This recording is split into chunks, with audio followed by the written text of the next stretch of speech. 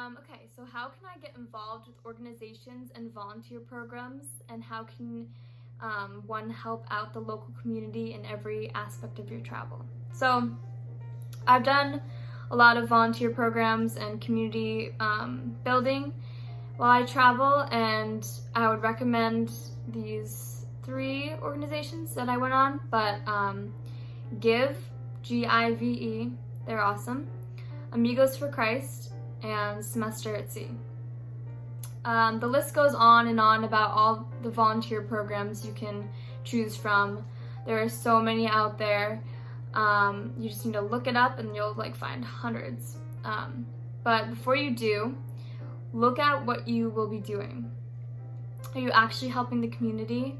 Are you boosting their economy and helping locals get jobs, education, health and wellness? Some programs can make it seem like you are helping them, but what you're really doing is you're taking away work and pay for them and options for locals, actually. Always work with the locals. Don't be the white savior that does it all for them, because they need to work and make a profit as well. So do it with the locals and have them profit from it, not just you. Also, don't use the locals for profiting for yourself or photos. This is exploiting them. And I want to say Semester at Sea was the most amazing experience I've ever been on in my entire life. Semester at Sea is a college on water. It's a college on a big boat, and you travel around and go on 16 country trips. You literally go all around the world. You start in Hawaii, you end up all the way in Europe, and you go through all of Asia, Africa. It's insane.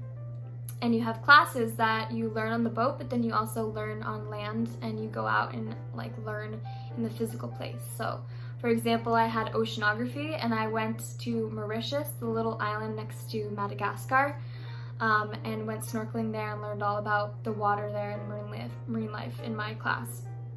And we'd learn in the class, and then we'd go and do crazy snorkeling adventures.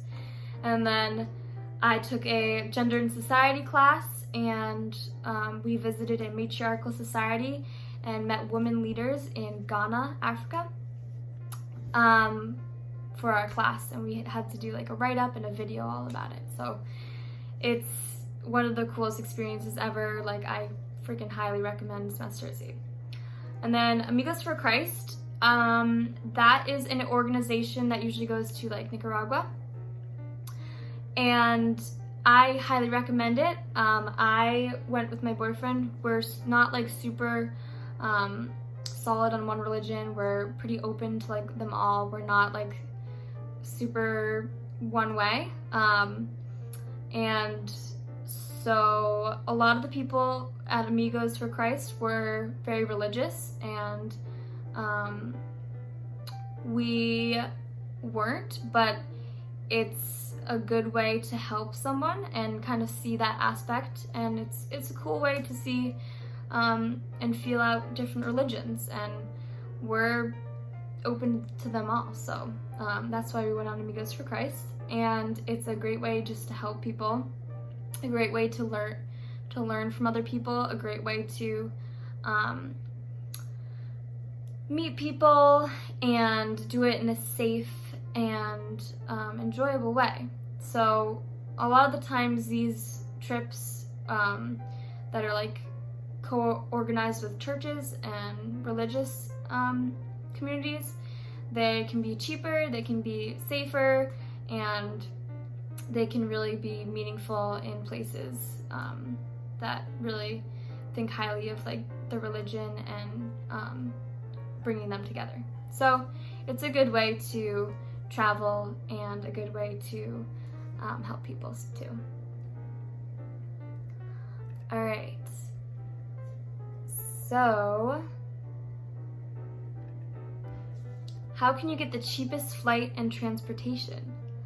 So I've been trying to figure this out and trying to figure out where I get the cheapest flights, where can I get the best flights. So I've tried everything. I've used all different websites, and this is what I've come to conclude after all of my research. So, all right. So number 1, keep your searches top secret. So you can keep your searches private because they, like Google, like actually tracks like your searches, and they will make the flights more expensive, or like it can tell that you're looking for a flight. So like it'll slowly make it more expensive. Crazy, I know. Number 2, use the best flight search engines. So I've used a lot of them, and like some people say Expedia is great and other stuff, but my favorite has been Google Flights, because Google Flights gets all the different companies and organizations and airlines, and brings them all together and looks for the cheapest one by just looking at them all. And Google just like always has the cheapest flights I've seen. All right, number 3, identify the cheapest day to fly out. So usually the cheapest days to fly out are not the weekends. Don't fly on the weekends, everybody. Like Monday, Tuesday, Wednesday is usually the cheapest. And honestly, like early flights are usually cheaper, and like flights with more layovers and stops are always cheaper. All right. Number 4, fly for free with points.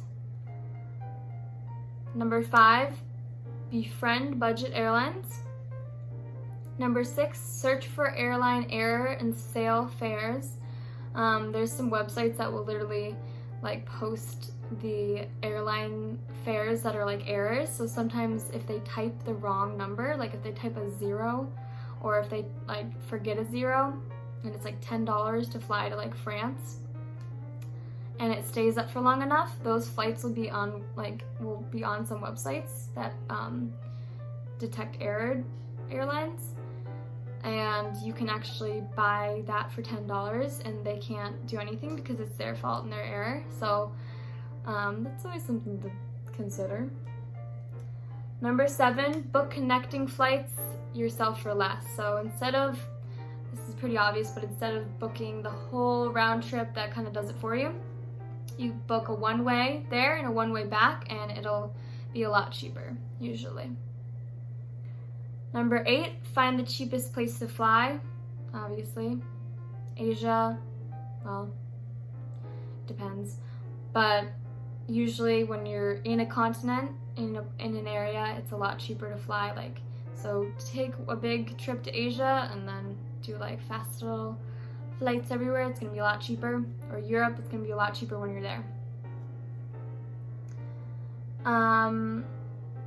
Number 9, Hopper Flight app. That's a good app to download, and Groupon flights can find discounts and all that kind of stuff on flights. Number 10, Tuesdays at 3 p.m. Eastern Time is the best time to look for flights. And then the cheapest days to fly out are usually Tuesdays and Wednesdays. Fly out early, and check low-cost airplane prices individually. 11, book one-way flights individually. 12, find student discounts, apps, and websites. So there's a lot of student discounts if you're a student. Yeah, check it out. All right, those are my travel tips for this video. This is video 1. There's going to be a video 2 that has some more travel tips and tricks for you.